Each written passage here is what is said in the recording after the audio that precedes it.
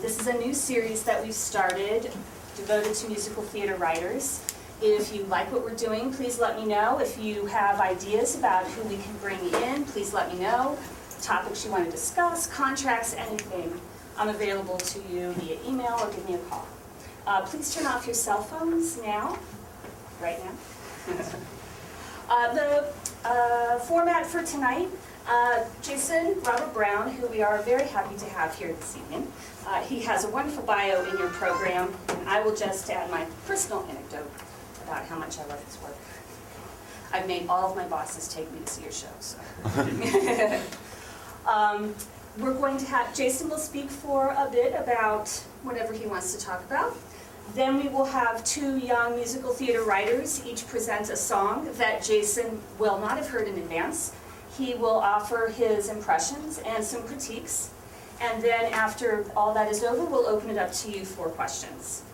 We're also live streaming on the internet, so if you do have questions, make sure you speak up loudly so the internet audience can hear, okay?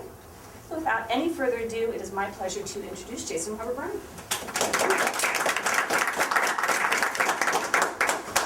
All right, hi, how are you? Okay, so who's presenting?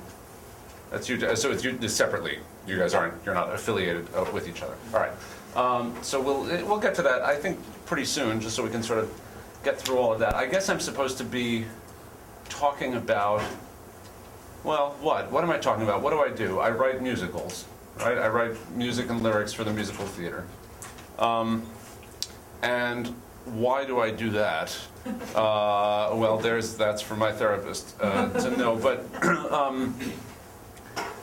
I think that's just the way I know how to tell stories. It's the most effective way I know how to tell a story is through song. It is the thing I do that I think nobody else does, and therefore I felt obliged to do it. That's my deal, is that this thing where a character has something to express, and the best way to express it is to sing it. That feels like me. I know how to pull that thing off, and that's what I'm drawn to doing. To me, it makes sense when characters sing. There's a reason to do it. And of course, there are plenty of characters who don't sing and can't sing, and plenty of situations where they shouldn't sing. And that's part of my job also, is to know when and why that's appropriate and where it goes, and what to do about it. Somebody asked me I was giving a master class for some composers in Memphis the other day, and one of the writers said to me, all right, I'm more the book writer. What should I be giving to my composer and my lyricist in order for them to be able to do their work? What do they need from me? And I said the short answer is, presuming that they've already known who the characters are, presuming they know who the character is, presuming they know what the plot of the piece is, and that's something that you'll all do together. The best thing you can ever offer to a composer is a title. The best thing you can say is the song is called this. The minute I know what the song is called, even if that doesn't end up being what I call the song ultimately, but the minute I know how to encapsulate the song in a couple of words, I can start my work. And that's my process even when I'm writing without a book writer, is I have to title the moment. I have to give it a heading. I have to say, this is what it is. And I try to make it a title that sounds like a title. I don't know what that means, except you sort of do. You know when a title sort of rings and you want to sing it, and then you know when a title sort of sucks and you don't. And I think you have to be willing to just play around with that. When we were working on 13, there was a place for a girl to sing something what she really felt like, and Dan, the book writer, looked at me and he said, well, what is the song about? And I said, well, the song's about what it means to be a friend. And I said, good, that's the title. And I wrote down what it means to be a friend, and that's the title that the song still is. And once I had that title, I knew where to go to. I knew what the last phrase in the chorus was going to be. I knew how to build it, and music started suggesting itself just by that collection of words, just by the words, what it means to be a friend. I thought, oh, I know what the sound of that is. And that comes from knowing who the character is and knowing where she is on stage at that moment and what's going on around her and what the energy of the moment is. But that title helped a lot. But of course, when I say title, as you've already now gathered, what I'm talking about is it is an understanding of what the theatrical moment is. What is this theatrical moment? How do I condense that?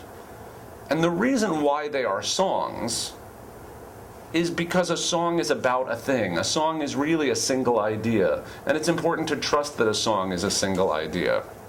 A song is one moment for a character. There used to be this sort of, it must have been a misquoted idea that, that the song should move the plot forward. But they don't. The songs move the story forward because the songs move the characters forward. And that's the most important thing that can happen at the end of a song, is that a character has begun in one place and ends, whether emotionally or spiritually or by vicissitudes of the plot, somewhere else. Then the song has accomplished something, because that's what songs can do. You're going to be sitting in them for 3 minutes, 4 minutes, in my case 27 minutes. You're going to be sitting there for a long time. Why did you stop the show to let this person sing? And the answer is because something is going to change. We're going to understand something. The audience may understand something they didn't beforehand, but something, that moment, needed to be crystallized for those 3 minutes, 4 minutes, 27 minutes. That all needed to happen there. And I think that knowing that you're driving a plot, that plot has to then open up to let this song exist. The plot does stop. There's no question about that. You can't have music playing and the action of the play keeps going through it. I mean, I've pulled it off a couple of times, but it's not why any of us started writing songs in the first place. We didn't write songs so that we could write action. That's not the point. We write songs to explore something in here. And trusting that everything's going to stop so we can get inside somebody's head so that we can watch something need to occur, that's very valuable. When I talk about character, I don't just mean one character, another, people. The town itself has a character. The setting has a character. The everything about where this place takes place, everything about that is character as well. And I think you have to define the character of your world as well as the character of all the people in it. I think that's very important, and I think that is partly music's job. I think music has to be consistent in its understanding of character. So that when I was writing Parade, there is in fact a character to Atlanta itself. There is a character to Atlanta 1913. It has a sound, it has a feeling. And then there is Leo, Frank, who is a Jewish man from Brooklyn. And so he sounds different. He has a different character. The sound has a different character than this whole place. But even within this place, then, Lucille has a certain character. Dorsey and Slayton have separate characters. They have certain things, but they all come from this pool, whereas Leo comes from a slightly different pool. And it's understanding how to play the musical character of those things against each other that defines how a score works. It's why to do this thing that I do, as opposed to just I write a bunch of pop songs and good luck. And, that would be my case. It would be good luck, and that would be how pop songwriting went. Because it doesn't interest me. I'm interested in building a world. And that world is made up of tiny little components, and they all work together. And they're easy to betray. It's very easy for an audience to get betrayed by a composer if the composer is not vigilant. It requires vigilance. Character requires vigilance because character is defined by consistency. That's not, I think, entirely true in real life. I don't think people are entirely consistent. You put them in different situations and people do all sorts of weird things that you'd think, well, he would never do that. Plays, because they are condensed so much, we are required to be a little more consistent with our characters. We only get 2.5 hours with them. So in that time, we have to be able to understand them. That's why we're there, to understand them, and that's what the music is going to do, and it's what the lyrics are going to do. And so just as much as the musical vocabulary is going to define those things, obviously the lyrical vocabulary is going to. The choices that they make in words are going to be different from one person to another person, depending on how old they are, where they grew up, where they're living now, what they want. We pick different words. All that stuff counts. And so for me to listen to songs in the absence of context, in the absence of character, is to really not understand much about what you're doing at all. I'm looking for this thing. How does what you're doing fit into that? And you can feel it. You can feel it immediately. You can feel if a song belongs within something else. I can hear that even in the absence of the rest of things. I can hear that you must be going, that this is a thread that you're pulling. And you can feel that over the course of a show. And that's the sort of work that I do. And I felt compelled of late, I'm almost there.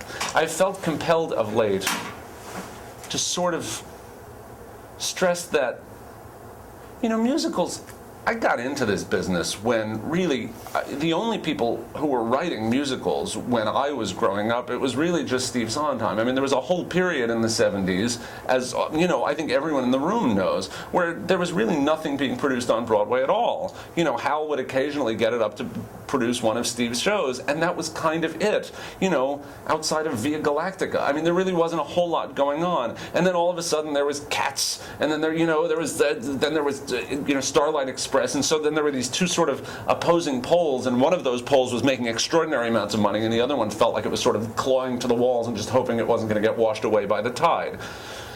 Over the years, whole different tides have come in, but I don't think we ever, the kind of thing that I wanted to do still feels like I'm clawing to the walls.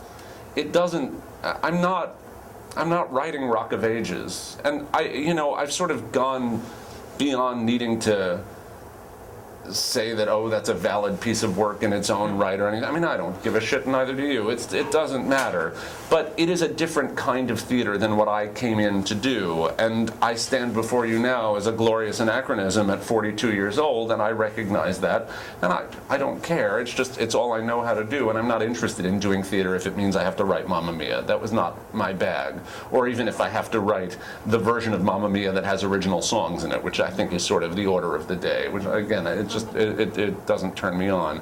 I'm still writing these things about character and still writing these things that are musically ambitious because theater music is a thing as far as I'm concerned. It is a real and actual thing. And it was never a thing that spawned, 14 road companies, but it is a real thing, and I believe in it and I love it. And so that's all I'm really, now I feel okay saying, it's all I'm qualified to even speak on. That what happens in the course of a show, what theater music can make of it, that's what I'm sort of here to speak to today, and I'm open to sort of that discussion. That's what I'm hoping we're going to be talking about, and of course I'm happy to pontificate on any number of other things that I really don't know anything about. All right, so what are your names? Alan. Alan and? Rob. Hi. All right, so Rob, you're up first. All right, tell me what I'm hearing and why. Sure. Do I get copies? I can give you a copy. I'd like a copy. Sure.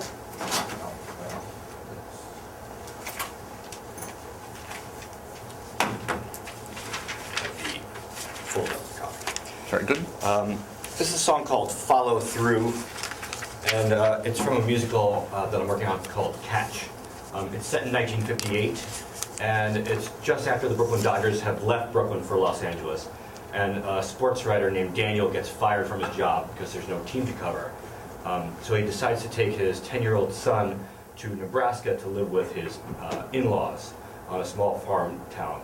And this song takes place in the second scene where they're at Penn Station and his son just does not want to go. So he suggests, to kind of take their minds off, he suggests having a game of catch in Penn Station.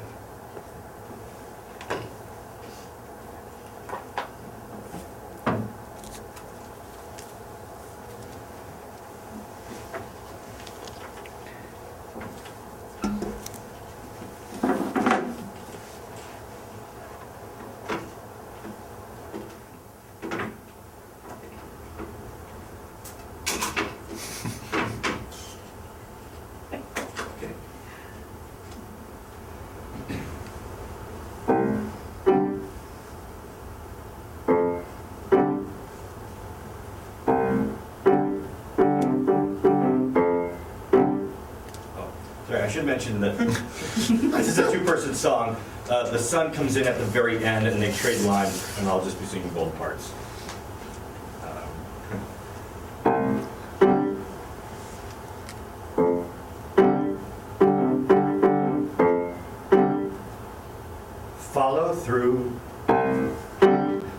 forget to follow through. Ready, set, and wait, not yet. Tie your shoe.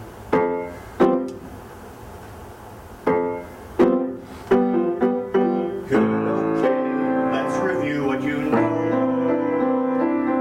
No, stand this way every time that you throw. Keep your arm and glove down by your thigh. Elbow stays above right, keep it high. Face the laces of the baseball towards the sky. Get a grip, let her rip, and follow through.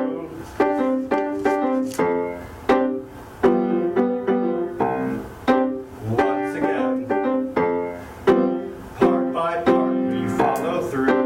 From the start we play it smart. It takes heart, so stick with me. Why do we gotta move? Soon you'll see things are gonna improve. Okay, safe to say we've hit a losing streak, and I will admit the outlook's bleak. But we cannot quit when things change every week. What's the call? Throw the ball.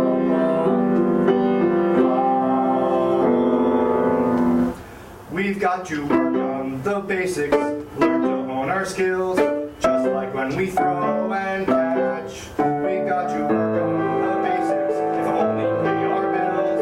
So we've got to start from scratch.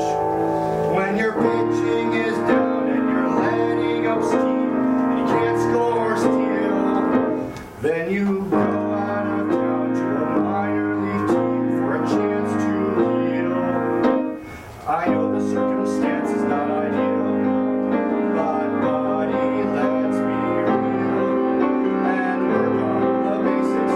Get to know and then we'll make it to the major leagues again.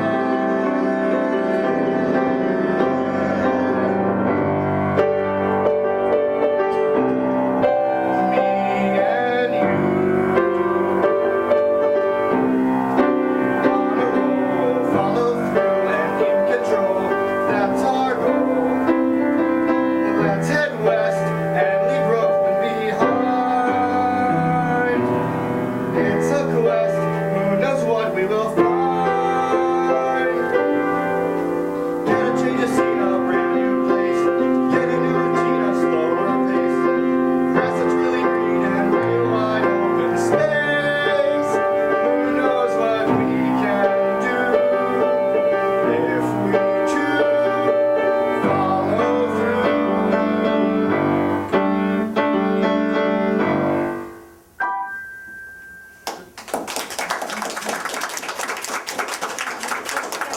To hear the lyrics? Would it be out of line to hear the lyrics separately?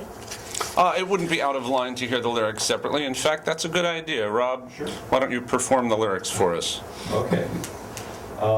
So the father, Daniel, starts, says, follow through. So they're throwing the ball back and forth. Follow through. Don't forget to follow through. Ready, set, and wait not yet. Tie your shoe. Good, okay, let's review what you know. No, stand this way every time that you throw. Keep your arm and glove down by your thigh. Elbow stays above right, keep it high. Face the laces of the baseball towards the sky. Get a grip, let her rip, and follow through. He throws. Once again, part by part, we follow through. That's Ryan. Daniel, from the start, we play it smart. It takes heart, so stick with me. The son, why do we gotta move? The father, soon you'll see things are gonna improve. Okay, safe to say we've hit a losing streak. And I will admit the outlook's bleak. But we cannot quit when things change every week. What's the call? Throw the ball. Follow. We've got to work on the basics. Learn to hone our skills, just like when we throw and catch. We've got to work on the basics, if only pay our bills, so we've got to start from scratch. When your pitching is down or you're letting up steam and you can't score or steal, then you go out of town to a minor league team for a chance to heal. I know the circumstance is not ideal, but buddy, let's be real and work on the basics. Get some help and then we'll make it to the major leagues again. Me and you. Son, on a roll, we'll follow through. Father, and in control, that's our goal. Son, let's head west, both, and leave Brooklyn behind. Son, it's a quest, both, who knows what we'll find. And then alternate, get a change of scene, a brand new place. Get a new routine, a slower pace, grass that's really green, real wide open space. Who knows both, what we can do if we choose follow through. Great. All right, so here are my questions that I have for you. My first question is the dumb one, which is to say, what do you want to work on here? I think perhaps it's, I noticed in writing it, the son does not have much to say in the song until the very end. And I feel like that's somewhat of a little problem because that just kind of says, well, what is he trying to get out of this moment? I also feel like it loses the baseball element pretty quickly. I think I'm trying to get at is that the father is trying to convince the son that no matter what, they'll make it together and they'll get back. To convince him to get on the train. Okay. I think that what I always ask, the main question is, what does one character want from the other character? Why does the song happen? And then understanding what that is helps the structure of the song to understand itself. Structure's our whole deal, right? Structure's the whole game. That's all we've got really as composers. I mean, everybody's got notes, and all we can do is to arrange those notes within a certain structure and understand it. So there's a basic structure here. There's a sort of A, and then a whole weird B thing, and then we get back to an A idea. And so that idea, what you just said is, I'm trying to get him to get on the train, isn't the song that you start with. And I think that trying to get him on the train is pretty strong. Trying to get him to engage in a ball game is a different thing. And there's something lovely about trying to get it, what a father and a son are going to do playing ball, but you're right that you lose it quickly. And I think the reason you lose it quickly is, what else are you supposed to do with it? How much can you go? I mean, I'm looking at it on stage and I see them, and really, once they throw that ball twice, I'm sort of good. I've sort of got what we're going on here. But if it's the understanding that there's that train right there and that kid won't get on it, and it is Daniel's job to get him on that train, then I know what this song is about. And I think it would solve every other thing that I'm going to talk about, because I think that all of the issues that are here in the song, because you're really good at this gig, because I read your stuff last year for the fellowship, what was that thing I was doing? So yeah, so I was one of the readers of that. So I read it and I remember saying, no, this guy's good, he knows what he's doing. But this song is mired in stasis, and it's mired in it in every level, and the way you could tell is that if you didn't sing the lyrics and you just sang the melody, it never goes anyplace. It just stays there, and and the reason why the B section is so tricky, the reason why it doesn't work, is because it's not taking me to someplace. It's not saying, at the end of this crazy thing, I will have achieved. All it's doing is mental spinning. He's spinning around, and you hear him doing it. Oh, well, if we can do this, then maybe that, and we'll pay the bills, and we're going to go, and we have a whole new world, and we'll follow through on that. And I see that the son sings at the end, and I see that he's sort of, all right, we did it, but I don't buy it, really. I don't think Daniel has made a particularly good case. And kids being as perceptive as they are and having as short attention spans as they do, I feel like there's a real great opportunity for this kid to be saying, I don't want to go, or don't make me leave this. And the father to really say, first of all right, get on the train. There's things we got to get done on the train. Oh, it'll be such a cool train ride, and it'll be really awesome, and you get to see this thing as we go, and this thing and that. And all right, when we get there, there's all these games that we'll get to see, because there's farm teams out there that are really awesome, and it's a whole new world that we'll get to go to. And enough with these people in New York. We never liked them anyway. All right, we liked them a lot. We really did like them. I understand that, but sometimes you have to go. You just have to get on the train, and you have to go. Do it for me. If you don't want to do it for you, you have to do it for me, because I don't know what else I'm supposed to do in this place, and I'm counting on you to help. And all of a sudden I'm like, all right, I got that journey, and the kid's like, well, all right, I guess if I have to do it for you, I'll do it. And then there's a reason why we got from here to here, and we learned a lot about them. But especially since I can see from your score that this is number 2, and it's early on in the show, I know that what you're doing in number 2 is trying to expose. Let me get all this emotional exposition out. But it is not, to me, sufficiently active. And so I'm happy to sit and pick on you about the music, because I think the music deserves to be picked on in a lot of ways, because it is just sort of so static, and you feel it, and ultimately, as like a rule to give yourself that's an arbitrary rule and it doesn't mean anything, if you can't perform it at a party, it's not your best song. I mean, there really is something to that. Songs have to be performed by actors, but they're songs. They're not just monologues. They are these things that the music is supposed to elevate. And if we can sit down and be like, this is the song I'm going to do, and people are going to go, yes, that's why I'm at a musical, because that song went like this and it elevated us, great. But there's a real danger of songs that are too static, that are too flat. And I think we're entering into a perfect thing. Everyone always yells at, I think Steve Sondheim feels sort of undeservedly beaten up about this song. I think Steve Sondheim feels like everyone blames him for this. I mean, and again, I'm saying this again in the context that I think you're really good, and this is, but there are things that Steve does that have that nature of sort of rambling forward, of sort of stasis, and yet they tend to be couched within these beautifully structured things, so that even when you're just sitting in the middle of something for a while, it's because something has to percolate, and then it bubbles. And this is not percolating, I think, is really the thing. And so I don't know what your musical voice is with this. There's not enough Rob, the composer, in here. Instead, this feels like, how do I mark time? And you can feel it, because you don't want to sing this melody. It's fine. I mean, it's, I can see where the dots go up and down, but it doesn't sound like you. It doesn't sound like what you sing when you want to sing something. It sounds like what you put notes to if you wanted to put a speech to notes. But there's a bigger job. Does that all make sense when I say it? No, that makes a lot of sense. So, I mean, that's really, I don't want to get sort of any deeper into it than that. There's a real, I remember what I was like when I would write something and then present it. Because my feeling was, no, this one's done. So I'm taking on this information so that I can use it for the next thing, I guess. Actually, what I generally thought is I'm hostile. But presuming that I was actually open to what anyone was saying to me, what I was listening for was stuff I can use next time. Because this is good. I'm done with this. I don't want to go dig back into it. And I'm sure you've been working on the show for a long time, and the last thing you want to hear is one more fucking person telling you, go back, rewrite the song. No, that helps. All right, but so, without even getting into this one, there is a song that is better than this that is waiting to be written.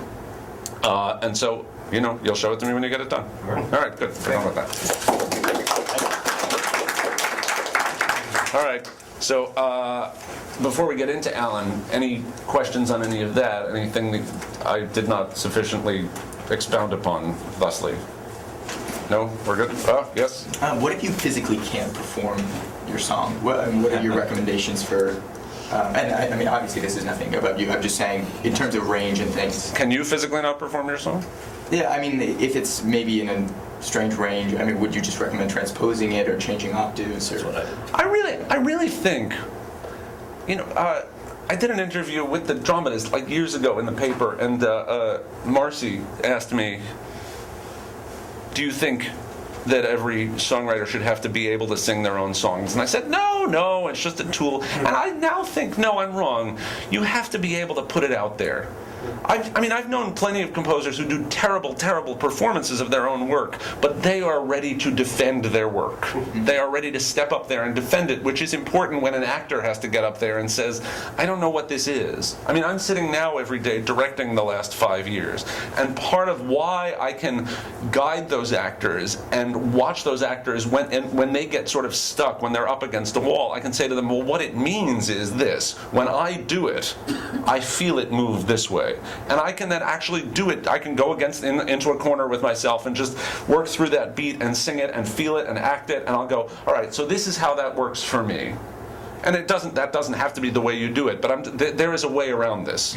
There is a thing that I can do. I play piano very well. I play my own stuff very well, and I'm aware of that, and I build that into the way I can't write worse. I'm not going to write easier. Just and I wouldn't even know what that means. So I bring that to it, and the music then is a big part of it. But if you can't play piano all that well, you still have to. You have musical ideas that you wish to express, and you have to be able to defend them. And so I think that does probably mean being able to perform them, being able to stand up in front of people and say, this is my song. I think that does count for something. But if there's some other way of defending it, I think that's fine too. I wouldn't know offhand what that is. But, to be able to live in your own material, it is the reason I'm sure I'm good. The reason I know I do this well is because that material, I have lived in it. It comes out of my mouth, and I know I have to be able to defend whatever comes out of my mouth. And I throw stuff away all the time because I sing it and I'm like, oh God, no. And when I'm writing it, it looks great. And then I sit there and I'm playing it and I say it and I'm like, ah, and it feels like ash in your mouth. You can feel yourself trying to work your way around something and it just doesn't land. So I think that's true, yeah. Is that because you write the music too? Yeah, but if I didn't write the music, I still have to be able to say, when there are things that I haven't written the music for, when I just write the lyrics, I still have to be able to defend it. I still have to be able to sing it.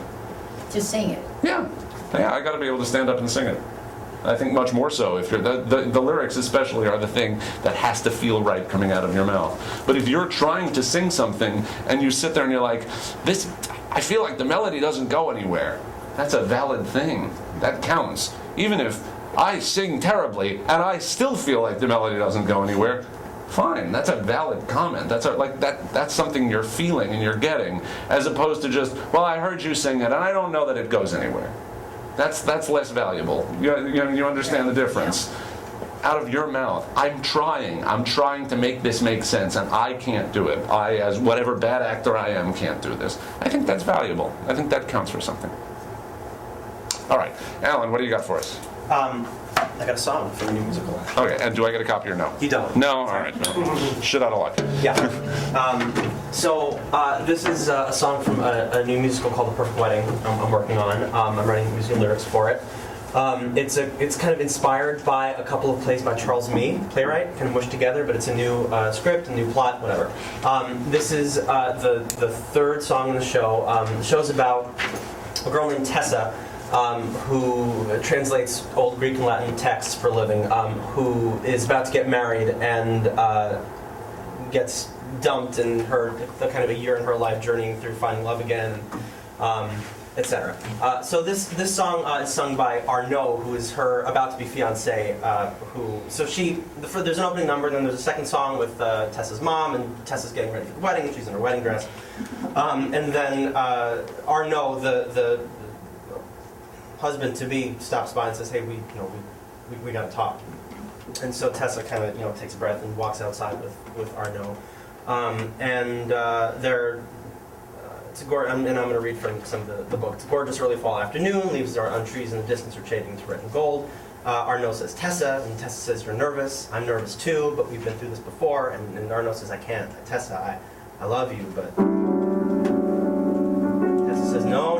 3 times this has happened. 3 times since we've been engaged, you said you couldn't do it. And Arnaud says, "I know." And Tessa says, 3 times I told you, I think you're just scared, but if you really don't want to, then don't. But I said, whatever you do, and Arnaud says, "Tessa, whatever you do," Tessa says, "don't get all the way to our wedding day and back out.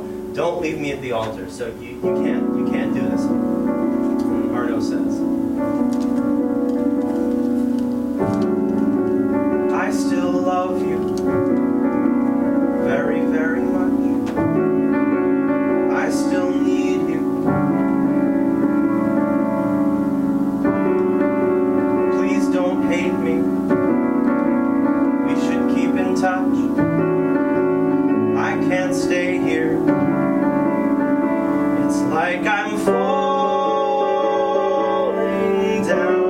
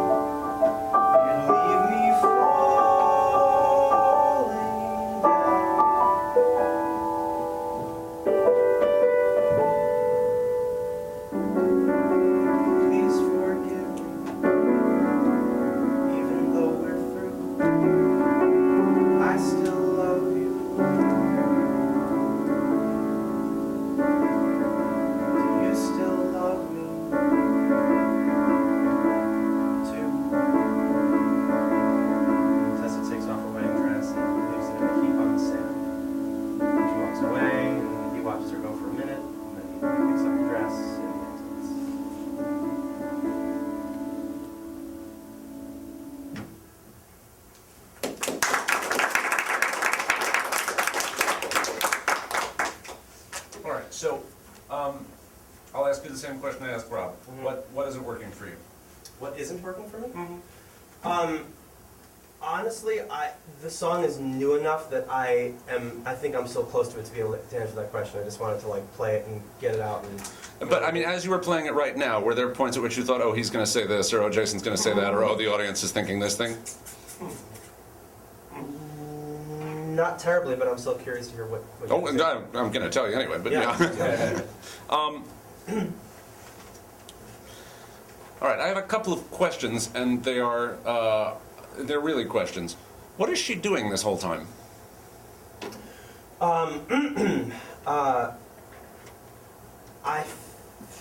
What is she doing this whole time? Is she doing anything other than standing there and listening to him? As of right now in this draft, no. She's standing there. Okay, so that's the first problem. There's a very active moment going on where she's saying, don't you leave, don't you do it, you're going to do this thing and you better not do it. And he says, no, actually I am doing the thing you are most afraid of doing.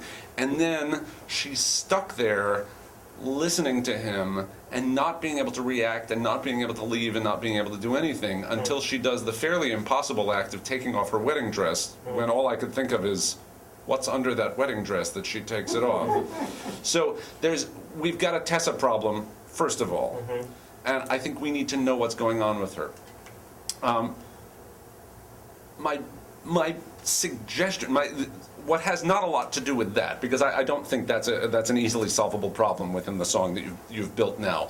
My suggestion, sort of entirely to the side of that with this song, is that you get into the bridge, and it starts going, someone whose thoughts are pure, was where that thing goes, and then, just as it was going, you pull away and you say, no, I'm not going to do it. And I was like, no, I was waiting for you. I was waiting for it to build, and instead it goes back, and we go through the whole verse and chorus again, and then one whole verse more. And I thought, Dianu, I got there already, so that what I really felt like is, follow through on your bridge. Let him keep going so that it builds to that chorus. The bridge is someone whose thoughts are sure, blah, da, da, da, da, da, da, da, da, da, really say something, as opposed to keep hinting, but actually just say it, declaim, say something about why I'm leaving. I have to leave you because I cannot a thing, whatever, that we start to hint at it, and I was waiting for it. And that leads us directly into, but I keep falling, and that's your last chorus. And then, at the end of that, then we're allowed to have that little coda. But this time, by the time you got to that last coda, I had heard that thing one too many times, and I was like, ugh, enough already. So you've got to, there's definitely that cut to be made. That feels like an easy cut to me to be made. I mean, you've got to develop your bridge enough to make that cut worthwhile. But so that's certainly a thing. But I don't know that I would say this is a duet. I don't know that that's true. But you, as the author, have to be very clear on what Arno sees happening. Because he's not reciting a speech. He's not reading this off of a piece of paper. He is reacting. And if he's not reacting to her, then I'm wondering what's going on. So that's why I asked that question first. When I'm dealing with actors all the time, even when I'm having them sing songs that are just soliloquies, I make them put an actor in front of them, put another character in front of you, want something from that person, and then when you get to the end of the first chunk of that structure, you check in and you find out if you got what you wanted.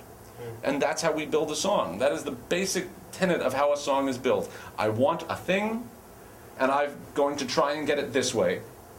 And that's my first verse and chorus. And at the end of that first verse and chorus, the answer has to be no. If the answer is yes, the song is over. And she gives in too easily on this, for me, because I don't know what she's I don't hear her resistance. I don't feel him continuing to have something else to say. He's just ringing more changes on the same idea. So we've got the first verse and chorus is, I want this thing from you. And you say no. So now we get the second verse and chorus, which is, all right, let me try this another way. I want this thing from you. Doesn't work, can't work. So now we get to what I'll call the B section. And it doesn't, I mean, not every song is an AABA, but let's think of them all that way for right now, because why not? We get to that B section, and that B section is going to be, all right, I'm going to recontextualize all of this. I'm going to go deeper. I'm going to explain something that I haven't had the guts to say the first 2 times I said it. The B section is there musically for a really good reason. You know, anybody who's a composer knows I can't say the same thing 3 times. And logically, as people who speak words, we can't say the same thing 3 times either because we sound like an idiot the 3rd time. We can say it once. What? No, what I said was this. What? All right, let me try and do this another way. And that's what the B section is. We're going to contextualize it. And that transition out of the B section into the final A, that is the most important point of the song. That is the joint on which the whole song rests. Because that is the point at which a character opens in some way. Either they grow, they learn something, they move forward in some plot moment, something like that. But it's right there. You can delay that point for a fairly long time, but if you don't deliver it, then the song doesn't really happen. I'm waiting for the moment when the song opens. And that leads me into this last beautiful chorus where I say, now for the last time, please, can I have what I want? And whether the answer to that is yes or no is really up to the demands of the play and the demands of the characters in front of you. But it is important that the answer be no up until then. And that's just that to me is a nice basic architecture to sit on, so that the musical ideas you've got are gorgeous. They're beautiful, beautiful ideas. And understand that none of this is diminishing them nor making them impossible. But the dramatic idea that makes that music go is not there yet. And that, to me, seems like an important thing to hang on. You know, there's a song in the last 5 years called I Can Do Better Than That. And I Can Do Better Than That, I hang on to what that song is about. I withhold that from the audience for, 4.5 minutes. I am sitting and waiting for her to say what this song is about. And finally, 4 lines from the end of the song, she says, "Say you'll move in with me." And we all collectively go, oh, that's what she wanted the whole time. And because she hasn't been able to say it, she's telling this other story in the hopes that he'll just sort of volunteer, and he doesn't, so she has to come up with another thing that she has to say. And she keeps going towards that. But it is a release, and we feel the release when we say it, of the suspense. And I think that's just what's missing right now. Not on a musical level, though, again, that cut I said, I think speaks to the fact that there is not enough musical suspense either, that I feel like you keep dropping the thread too soon. But the dramatic suspense of this, that's still in your ball court. So I think that's for you to still solve. Cool. Good? Thank you. All right, good. All right. Any questions on that? Any questions? Yes? I just wanted to say, as a singer, I would find having to repeat that note so many times so hard to do, interestingly enough, that I wanted, before you got to, I think, the 3rd verse, is when you let that I'm falling, go somewhere else. Or maybe it was the 4th, I'm not sure, but I wanted it to do something a little different earlier.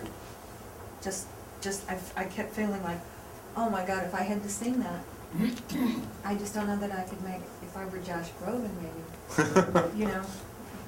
because you could just listen to him sing that note for 24 hours straight, I think. But Well, and I think that actually... Is that a valid point? Well, I think it's valid in another respect. I mean, I think what's valid about it is because dramatically that moment doesn't build. He keeps sort of hitting the same note, both literally and sort of emotionally he's hitting the same note. And that's, I think, why you say, I wouldn't know what to keep doing with it, because I feel like I already did it, so what else am I supposed to say to it? Does that feel right to you? I mean, I think that's another way of putting that. So I do think there's a validity to that argument. Music, again, it wants to move forward. We're looking for it to do that. Thoughts? Ideas? Controversies? Anything? Well, I didn't quite hear the lyrics again. What I did hear struck me as too head-on. Might be. And there's a value to that. But it's a question of how, Yeah, I mean, again... whether it's expositional or emotional. Well, what I wasn't sure of is how much more we're going to see of Arnaud in the show. So I didn't know whether he has to get out all of this information now because I'm never going to see him again, or he becomes this constant player over the course of the piece, and therefore he can withhold a little bit more because I've got to learn something. Well, music itself, is so wonderful and has sort of a dreamy quality to it, that when you have the head-on lyrics with that, the expositional lyrics, it just seemed to see, Maybe. it seemed to work for me. I don't know. I'm not willing to go all the way with that, but we'll see. It's open. I present it to you. It's there. You can think of it or not. Yes. Question. I'm wondering if you have any specific models for collaboration in terms of collaborations with as librettist to composer, and then when something's in rehearsal with the people who are actually putting it up, and general structural recommendations in those models. Models of collaboration. I mean, I guess I would say I could ask you to be a little more specific, but I will say, I mean, every one of the shows I've done has spun out differently in that respect. You know, and there are collaborators who are very vocal and very involved, and there are collaborators who really sit back and just let me do my thing. And the work really does end up reflecting that collaboration. You know, both the collaborations where it's all right, you write it and I'll stage it, and the collaborations that are like, I couldn't possibly, let's get in there, I gotta do this, it's not what it is. You know, Hal Prince was very hands-on, and he was hands-on about every moment as a director of the show. And what we learned, it took us a couple of months to figure this out, but what Alfred Urey and I figured out was Hal was always right if he said the song wasn't doing what it was supposed to do, but he was almost always wrong about how to fix it. And that turns out to make all the sense in the world, because he's not a writer. He's a director. And so what he feels is flow. And then when the flow gets interrupted, he starts trying to dig his way around it. And it's like, no, wait, that's my job. I figure out how to solve it. You just tell me there's a problem. And it took a while to get that. And interestingly, the same thing eventually happened on Bridges of Madison County, where Marcia and I had bumped into this huge problem at the end of the show. And Bart Shearer, who's directing, said, I know this is a problem. And we were like, you're right, it's definitely a problem. He said, what if? And we should have just started running out of the room. But we said, oh, what if, huh, what? And we were so grateful for any... And then we followed some suggestion down the craziest garden path in the entire world for like 2 days. And after 2 days, we sort of were like, the fuck are we doing? And we, came back up and we were like, it's not that. This is a problem, but now let's try and solve it the way that this show has asked us to solve it, because we know what the blueprints are. We know why we wrote everything so far. So given that it's told us this much, what is it going to tell us now? My first real book writer I worked with was Alfred Urey. So Alfred, first of all, had been a lyricist for many years, and second of all, was a guy who'd won the Pulitzer Prize for drama. So I was outmatched. There was not if he said, why don't we do this? I sort of was like, I'm going to try it. But I can only write what I can write. And so we had a beautiful collaboration, because what I asked of Alfred was, we'd talk through what any scene was going to be, and then I'd say, all right, you write it. Write the scene, and where the song is supposed to be, write the monologue. Because Alfred really knew who these characters were. And I said, write the monologue. And then I would just I would pilfer things from the monologue all the time, and I would come up with then the song that I wanted it to be. And that wasn't like every single number, but a lot of times it would be that. And sometimes I would say, don't write anything, I know what it is. And I would go off and do it. But whatever it was, we'd do that, we'd share it with each other. And then we'd go show it to Hal. And then Hal would say, yes, but I don't know about this. And then we'd go off and we'd fix and we'd keep working and we'd build and we'd build and we'd build. And out of that came a draft of the show, which very much had Hal's imprint on it. He had very much been with us pushing this thing together. So once we were in rehearsal, it was very much that Alfred and I were there to do Hal's show. And that is not standard operating procedure. That's what you get when you have, the 10,000-pound gorilla is the director. And I had been a music director for Hal before that, so I knew that it was a bad idea to try and write a show different than the one he wanted to direct. I had watched that happen twice, and I said, you know what, I get this. And I would say to Alfred often, I know this is what we want to do, but that's not the show he's going to stage. Let's do the show because he had hired me, Hal had come to me with this. So really, if he wanted to do that show, it was my job to do that show. And that's ultimately what we did. And then you cut 10 years later when we did the revival at the Donmar, and it was Rob Ashford directing it, and Alfred and I now had to reckon with this thing that we had created at Hal's request, sort of under Hal's aegis, and what, in the absence of Hal, did we need to defend and preserve, and what, in the absence of Hal, no longer made sense. And so much of what we did at the Donmar, all of which I think is wonderful, and I'm much happier with that version of the show, just because it is a much more condensed, I mean, it feels tighter. The only thing I didn't like about the Lincoln Center version of the show was that it felt diffuse. And I feel like we tightened it up a lot for the Donmar, which was all good news. And a lot of those decisions we made were just about, well, we don't have this particular magician telling us I need to do this trick. It was instead, now we as writers have to reckon with this.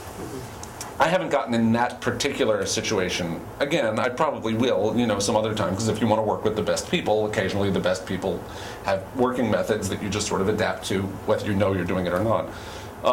With the Bridges of Madison County, Marcia wrote a treatment for the entire thing. I mean, we had discussed, I said all I want is to be 8 people. I said if we know the show is 8 people, then as a musical piece of structure, that's what I know. I know I want to deal with a musical piece of structure that's 8 people, because an octet is what I knew. And I like having a limitation, even if it's a totally arbitrary limitation. I like having something that forces me to create theater, as opposed to forces me to try and make something real happen. The minute I say 8 people and we have to tell a whole story with that, there's already some theater that's built into it. You know what I mean? There's a limitation that I built into the piece that's going to force me to come up with things. It's going to whereas if you say to me, you've got all the money in the world, you can have all the people you want, you can have everything, I'm sort of stuck. I'm just, well, can I have 8 people? So I knew it was an octet, and then Marcia wanted to write a treatment of the whole thing, and I said great, and she did. And I wasn't as dogmatic with her about write a whole monologue. Sometimes I would say just you write it, and Marshall also was a lyricist, but I would say you just write it and I'll take it and I'll see where it goes. And so she got through the first act and sent it to me, and I just started pushing my way through it, very aggressively, and I would just rip up whole scenes of hers, and I would take things and I would rewrite whole things, and again, that's a Pulitzer Prize winning playwright, but at this point I was older and I was like, yeah, I'm going to do it. So I go in there, I write dialogue, and she rewrites lyrics, and she says this doesn't sing right, can we cut this? And I'll say no, but we can cut this. I mean, we really get into it, but we have a wonderful, wonderful time working together. And then we didn't want Bart involved until it was written. And partly that was me having gone through a parade saying, I want to know what this is before I turn it over to a director to put their stamp on it. I wanted to make sure that what the director was doing was interpreting what I wrote, as opposed to me interpreting what the director wanted. Which, again, that's fair. It's either of those is valid. Parade is perfectly valid, and the Bridges of Madison County is perfectly valid. So those were 2 very different processes. With 13, I wrote most of it myself. I had Dan Elish was a wonderful children's book writer and also a very good theatrical writer, and he would write. We'd say, "What's the scene's going to be about?" Is it great? I'd say, "Go off and write it." He would send it to me, and he's very laid back, so he didn't mind, but I would generally rewrite the entire scene just because I needed to get to a song in a certain way, and I felt like it was faster for me to do it than to keep sending it back to him. And we eventually developed a shorthand with that, and then we brought another writer in on the process later, Robert Horn, and Robert's job was to sort of punch up the jokes and keep everything alive, which was important because over the years of Dan and me working on the piece, there had gotten to be flat stretches where, because he had gotten so used to me just throwing everything out that I think he stopped pushing me and he stopped challenging me on certain things. And so we did all that, and then the director came in and he also wanted to get his hands in and rewrite everything and do all of that. And it was chaos. It was total chaos, and I hope I never write a show that has that process again, because it was a situation where when you get into trouble, and every show gets into trouble, hope, if you're lucky, that you don't get into trouble when you're, about to start previews in New York, which is when we started really getting in trouble. But when you get into trouble, everyone's going to start pitching in unless there's a leader who says, stop, I got it, you solve the problem. And with 13, there was a producer who was asking for all of these changes, and then each change would send something else sort of flying off to the side, and things got very sloppy, and nobody was able to say stop. I mean, I would occasionally, because I'm me, and you can gather by now that I'm fairly assertive, and I would say stop, everyone stop, I'm going to solve the problem, at which point the director would say no, it should be this, and we would all just sort of go slump in our chairs, and there was no way to get forward. So Robert and Dan and I would sort of hold hands through opening night, and they posted the closing notice shortly thereafter, and after the show closed, I went to Robert and Dan, and I said, all right, great, let's go rewrite the show the way we wanted it to be. And that's what we went and did, and the version that is now licensed is far different from what was in New York, but it reflects, I think, what was bubbling up all that time that we never really got to finish. So there's a lot of models of collaboration, and I'm sort of open to all of them. I'm never great about I'm not great about working with people who I don't think are as good as I am. How about that?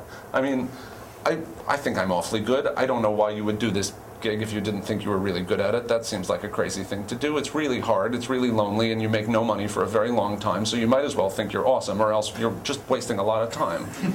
I mean, really, if you don't have the option of eventually writing some show that's going to make a lot of money, then what are you doing? You're driving your family insane. What you want to be doing is, I am in this because I am going to be successful at it. And the reason I'm successful at it is because I'm really fucking good. And if you don't believe that, then this is going to be a rough road. I mean, it really is. And some people are better at hiding the I think I'm really fucking good than other people. I'm not good at hiding it.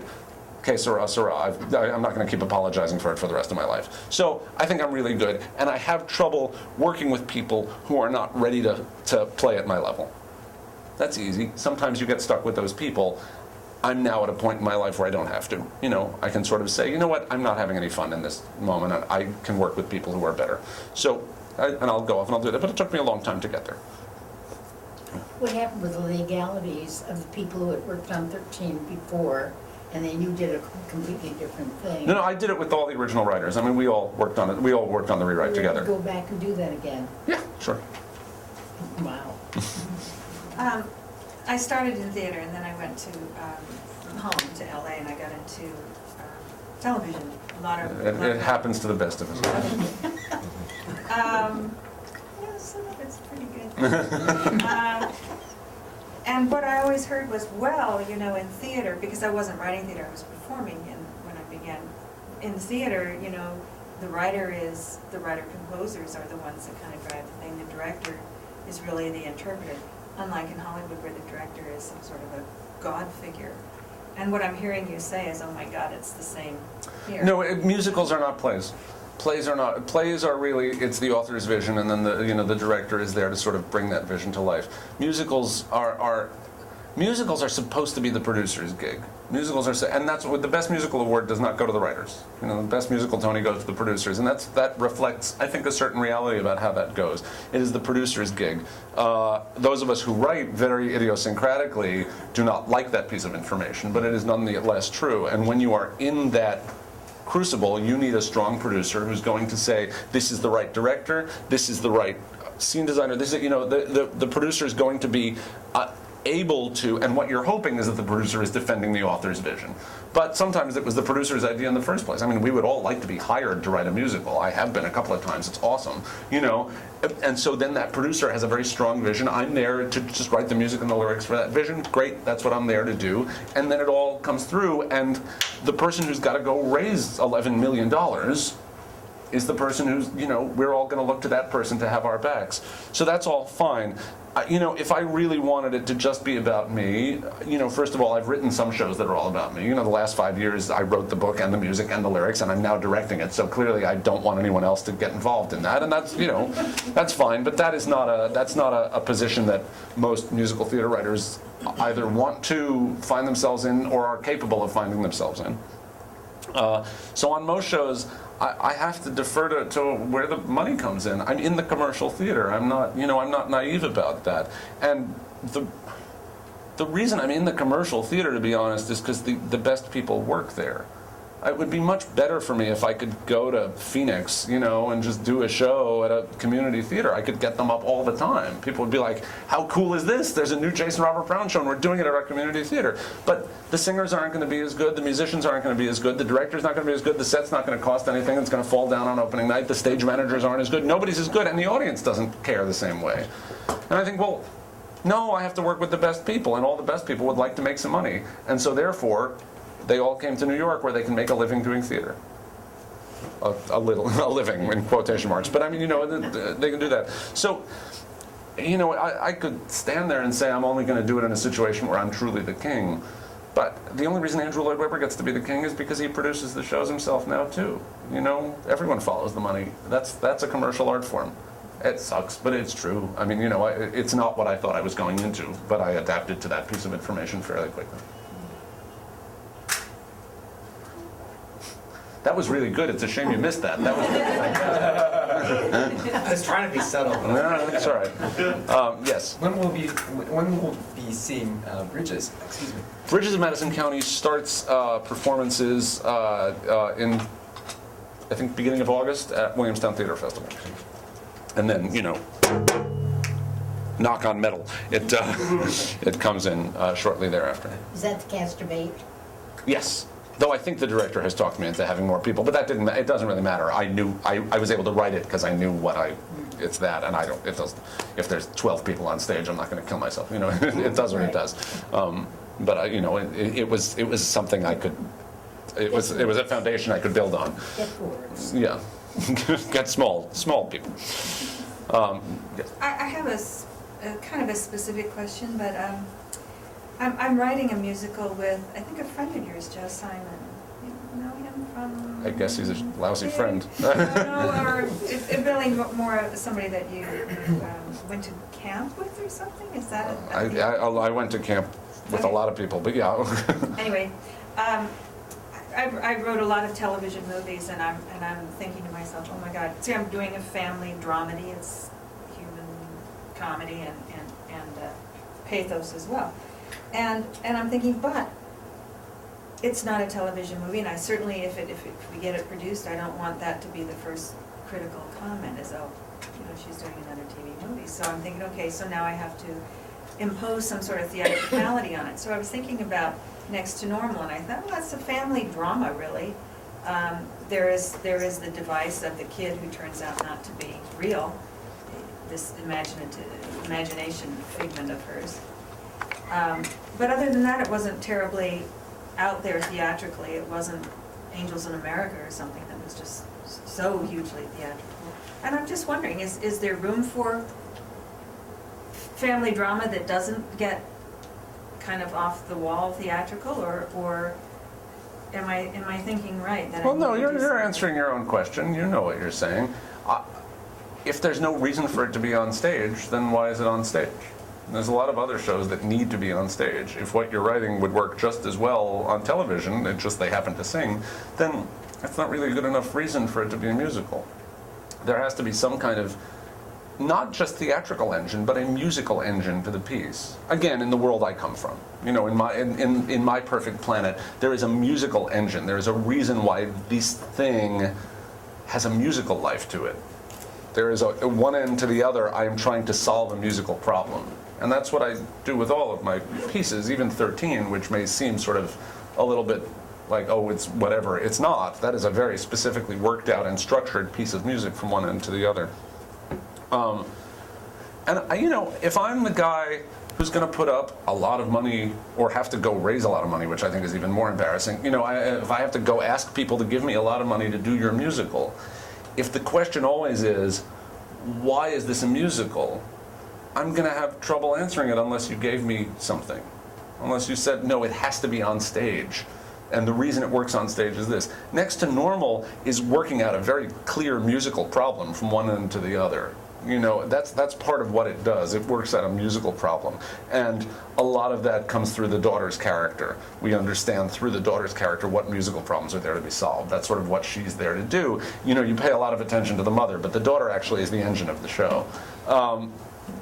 And I saw Next to Normal through a variety of different iterations, and it actually started as a much more aggressively theatrical piece than it ended up. It actually started as a whole thing about electroshock therapy, and she would have these hallucinations while she was in therapy, and that was the engine of the piece, and it was 10 minutes long. And so then, as they kept building it and expanding on it, that was still sort of living in there, but the other stuff became more important, and so it was always building on a foundation of a certain amount of theatricality, and then sort of built out from it.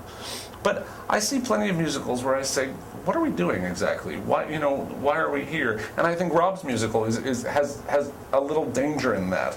There's something about what do you do when it's just people in a place feeling a thing. The Music Man is like, it's a perfect show. I love it. But it is working out serious musical problems, and it is working out serious theatrical problems along the way. And what it was able to do that we can't do anymore is it was able to draw on a very specific vocabulary of musical theater that everyone who walked into that theater wanted to see. And that's gone now. There is not a common musical vocabulary that everyone in that audience is looking for. Everyone who went to the Music Man said, I know when I see a good musical, and by gosh, there it is. Because they knew what the tropes were, they knew what the whole deal was. And you can see why West Side Story did not get raves and did not get people jumping up and down, because if what you were trained to understand was Guys and Dolls and the Music Man, West Side Story was like, why are they doing this? Why would they do this to me? I know what I want. I know what I want to see, and it's not this. I much more value that those people who wrote West Side Story were willing to take that risk. I infinitely value the Music Man. It is one of my touchstones. But without West Side Story, I wouldn't be a writer, because they said, right, here's the vocabulary, and now here's us pushing it one step forward. And I think there are so few musicals now that get produced. What are there, 6 this season, maybe, on Broadway? I think with so few musicals, you don't have the luxury of a common vocabulary. Everything has to push it forward, push it forward. There was that whole thing, that Book of Mormon is just one example of a show like You're in Town or like The Producers that was just kind of like, well, let's take the language of musicals and just screw around with them so that, we'll just sort of say, ha ha, it's a musical. And that comes from that same impulse. Everyone knows what a musical is, so now I can build on that thing. It's much harder when I don't take for granted that a musical vocabulary exists commonly within the audience. Does that make sense when I say it? Does this make you feel hopeless? What I'm missing from what you're saying is, I understand why the Music Man is working out a musical problem, because it's a story that has music in the story. 1776 is about writing the Declaration. It's not about music, but they use music to tell it, and I think beautifully. That's one of my favorite shows. So, what do you mean when you say working on a musical problem? I don't know. I don't know that I would use 1776 as an example for any of those. I think 1776 is the sort of exception that proves the rule. 1776 is a weird piece that's got a 40-minute chunk of dialogue in the middle of the show. That's, that doesn't play by the rules of musical theater that I know. It's not everyone says it's the best book. I don't think it's the best book for a musical. I think it's a pretty good play, and then it's got, some songs in it, and they often feel to me a little bit like, everybody stop, let's go do a song. Great, now let's go back to this great play that Peter was writing. That's sort of where I am on 70s. But I like it. It's a perfectly entertaining evening, but it's weird to me. Excuse me, before you finish, I didn't fully fit. I was going to ask that same question. I still didn't get the answer. What do you mean, working out a musical problem? What does that mean? What does it mean to work out a musical problem?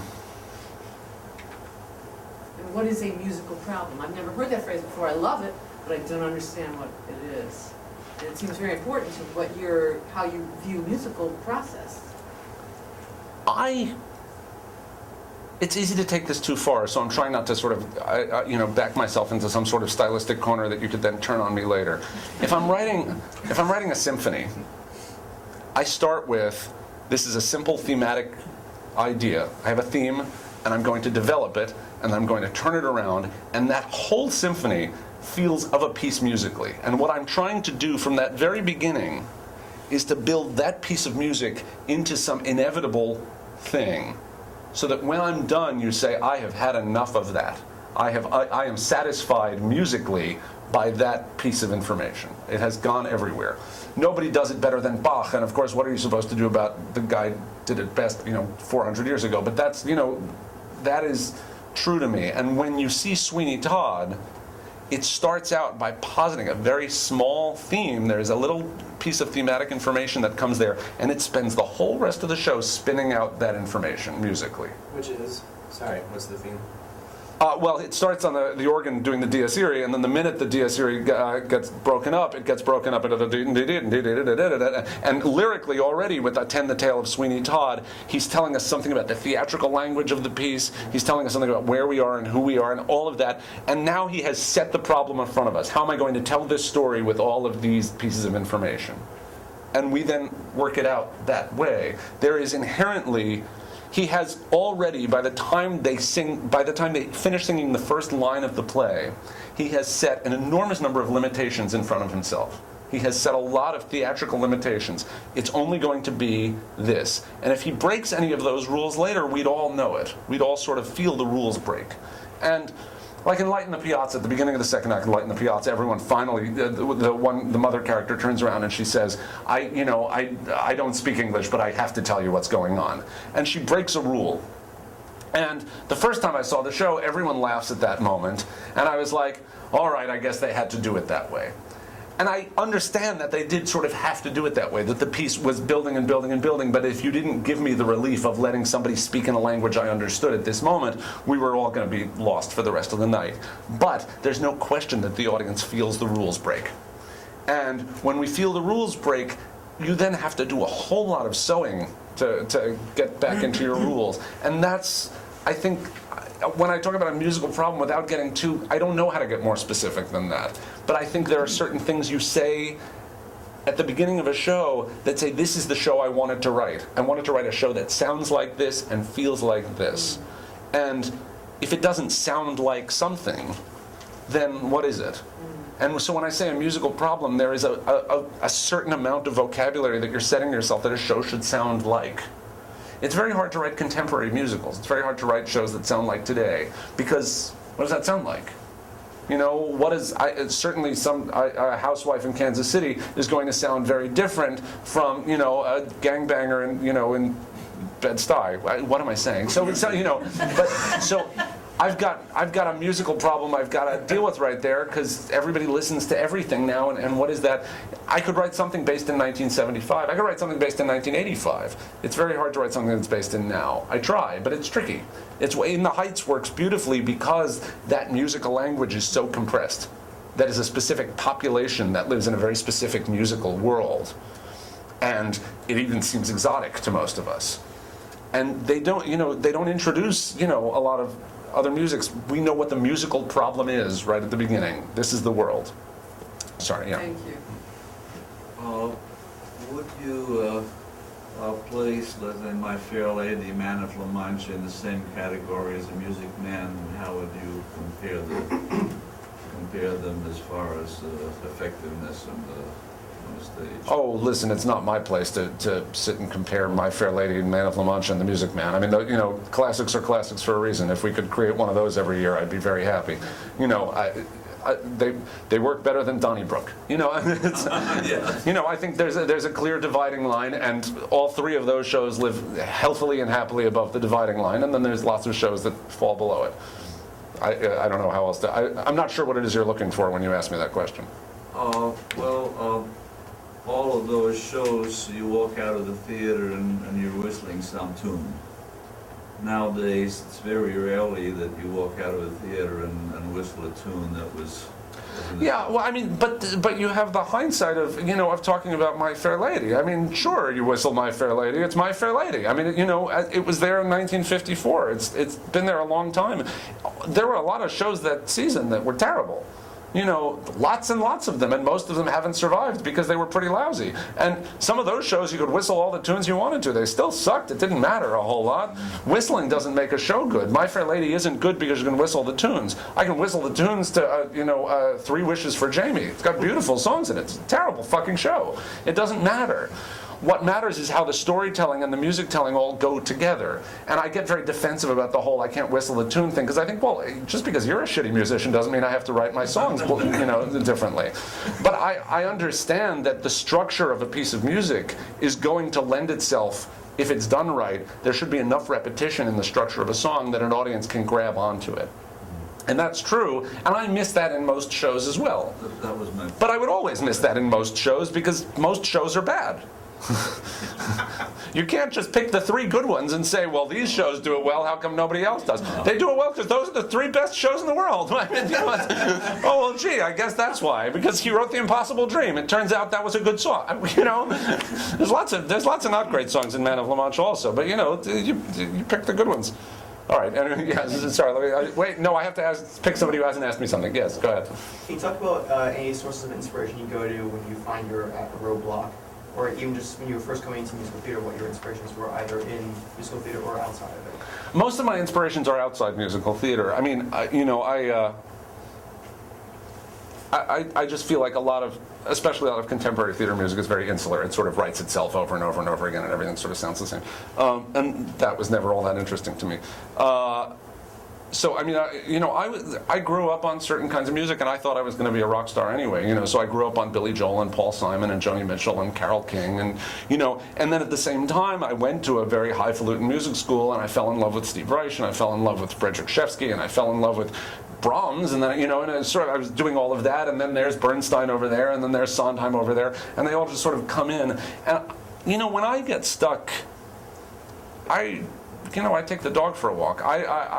For me, getting stuck is about not. I have to just get away from the piano. I get stuck really easily. I get stuck, in like 2 measures. And so I'll get 2 measures written, and I'll be like, those are 2 great measures. Now I got to go walk the dog. There are times when you're just on the train, but most of the time I'm not on the train. Most of the time I'm sort of getting hit by the train, is what it feels like, and. So, in those moments, good stuff is good, and bad stuff does not inspire me. Bad stuff, it shuts me down. When I have to see a bad musical, when I see a bad movie, if I watch a TV show that's bad, it doesn't make me go, I can show those guys. I just sort of slump and I shut down, and it gets me upset. But when I see something good, I go, ooh, I want to be in that world. That's the thing I want to see and I want to do. And it's been nice living in Los Angeles for the last couple of years because I don't have to see a lot of bad theater. I mean, there's plenty of bad theater in Los Angeles. I don't go out in Los Angeles very often. But when I was in New York, I was constantly expected to be out and in the world and sort of seeing and doing all that. And I found it very enervating to be around people who were not at the top of their craft, making a lot more money than I was. It got exhausting. So I found that one of the best things I can do not to get stuck is not to go see things that I think are going to be a drag. And that's a little thing for me. I feel like I haven't answered your question, but that's all right. I took a shot. Anybody else? Yeah. You were talking about how a setting has a certain, or a time period has a certain sound and feeling.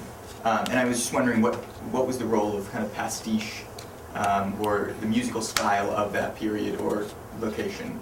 How does that play out in your music? I think it plays out pretty substantially. I mean, there's just a difference between, well, I'll say it this way, there's a fine line between pastiche and bad writing. And you have to just sort of know when to play that. But, I think costumers have the same issue. If I set a piece in 1871, there's a whole bunch of things that everybody wore in 1871. What I've got to find out is what would this person wear on this day in this place at that time. Because the audience is going to see it and they're going to get a lot of information from that. So when I use pastiche, when I use a musical style from an earlier thing, I'm asking the audience to jump on, this thing. You already know all these things. Once I start playing something that sounds like that piece of music, you all know what that is. Oh, all right, fine. If I haven't been very careful about my choices of style, I'm going to get in trouble. And then the real question about pastiche is, am I using style? Why am I going there? Why am I writing something that sounds exactly like a song from 1923? Why would I do that? Am I doing it because there's a song on the radio and I want everyone to hear the song on the radio?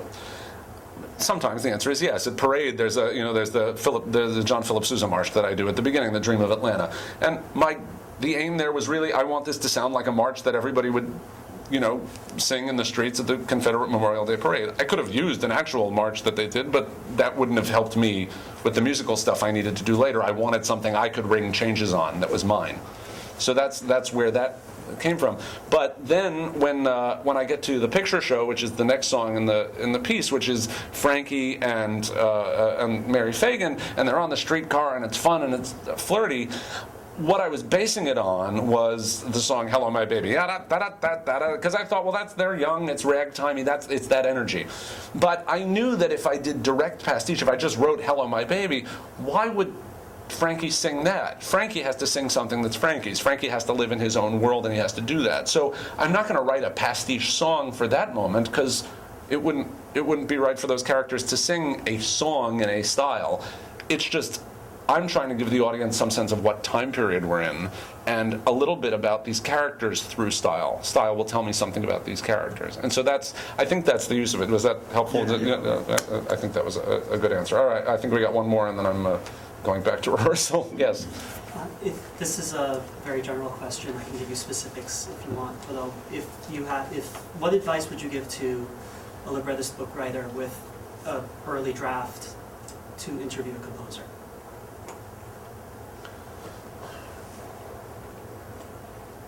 Stumped. No, you didn't stump me. I'm trying to be as useful as I can in as compact a time as I can. I think that if you have a piece and you think this is a musical, and so you don't know a composer, you don't know a lyricist, whatever it's going to be, but you're a book writer and you say this is a musical, and you go ahead and you write it, what you have to know, for me, and what I think your ideal should be, is what you have to know is, I'm going to look at that as something that I am now going to rip up, tear apart, and start from page one. None of what you wrote matters anymore.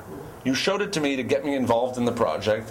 I may have responded to it. And now we are writing this show together, and we write every line of it together, and every note of it is something we write together. Clearly, I'm going to be handling the music, and I'm going to be handling the lyrics, and you're going to be handling the dialogue. But everything about how this show moves has to go through both of us, because giving it a musical momentum, a musical energy, has to come from me. And only I know when I feel like a character should sing. That's a thing that I've got. I get up, I'm working through the scene, and I say, wait, there's the song. Mm-hmm. And a different composer is going to find that in a different place. And every composer's individual voice comes out because they respond to a certain moment musically. Suddenly music shows up. It does. I read something and all of a sudden I hear something. And it goes. And whenever that happens, that's when I want to go with it. And then the minute that I have set something to music, I have changed the molecules in the room so substantially that everything that came after is going to be affected by it. And so it's awfully good to have an outline. It's awfully good to know what we want to accomplish. And then, the more I feel like you are saying, no, here's the song, you just have to write 6 songs and then we're done. I'm like, well, then you don't need me. There's lots of people who can write songs.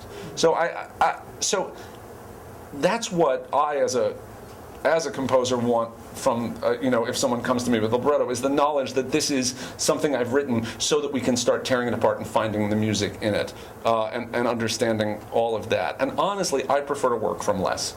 I prefer to have a 2-page outline than to have a 45-page treatment. I prefer to sort of see, this is the piece I want to write, and I can't even get started until I know what the music is. That I need the music to have a certain energy to it so that I know how this goes. That's my preference. Not every writer is the same, and I think you have to be able to find a writer who's going to be simpatico with the kind of process you want to have. As we get older, right, we're all much more rigid about our process, whether we want to be or not. We've all just tried a whole bunch of things and they didn't work, and so now we're kind of like, well, all right, but what I want to do is this.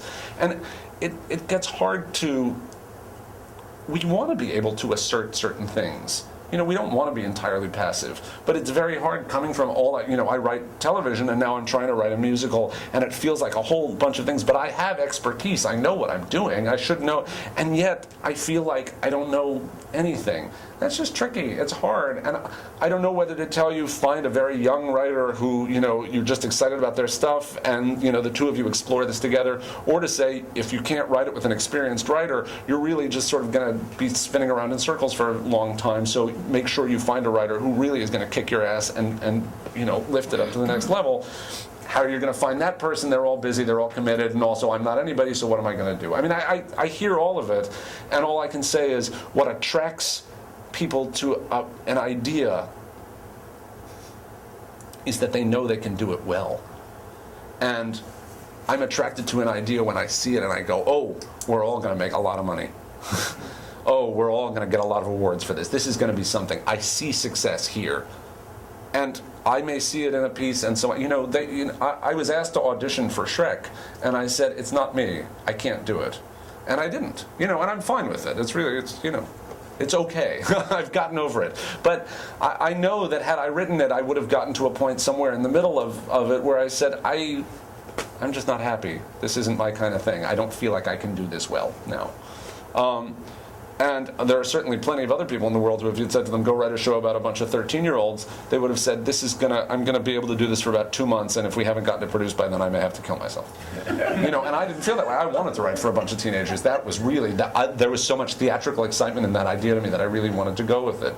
Bridges of Madison County would make some people jump off a bridge. I looked at it and I said, I know what this music is. It sang to me the minute someone said to me, Bridges of Madison County. I said, fine. Honeymoon in Vegas is so me. It is entirely me. But it's not, there are plenty of other writers who would be like, I don't feel like I want to write a whole swing show and a big brassy thing and a wacky comedy. That's not, but I wanted to. I saw success when I did it. I said, I can do this well.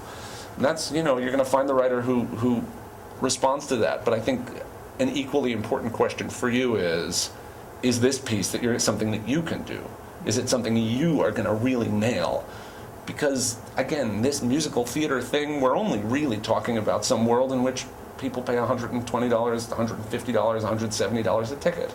Are you really going to write something that's worth that? It's an awfully good question, and it really does shut down a lot of conversations pretty fast.